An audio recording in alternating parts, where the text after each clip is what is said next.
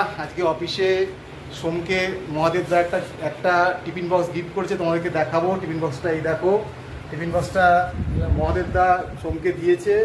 এবার সোম সেই উপলক্ষে আমাদের সবাইকে মিষ্টিমুখ করাবে।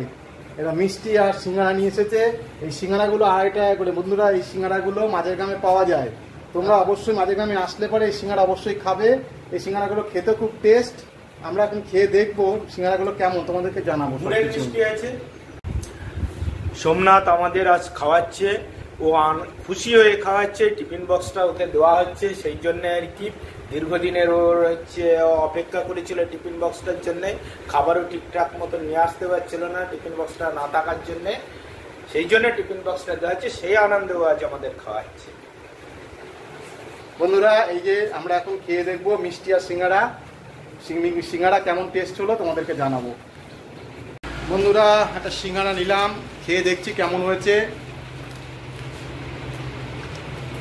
বন্ধুরা, সিঙ্গাড়াটা খুব ভালো টেস্ট। দেখো এইটুকু সিঙ্গাড়া, কিন্তু দেখতে ছোট হলে কী হবে, টেস্টটা খুব দারুণ।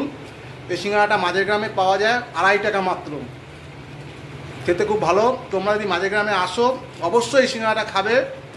এই সিঙ্গাড়াটার দাম মাত্র 2.5 টাকা। সোমনাথকে যে গিফটটা মহাদেবদা দিয়েছে, সেই গিফটটা তোমাদেরকে দেখাবে। বন্ধুরা, মহাদেব দা এই গিফটটা আমাকে দিয়েছে এই টিফিন বক্সে করে।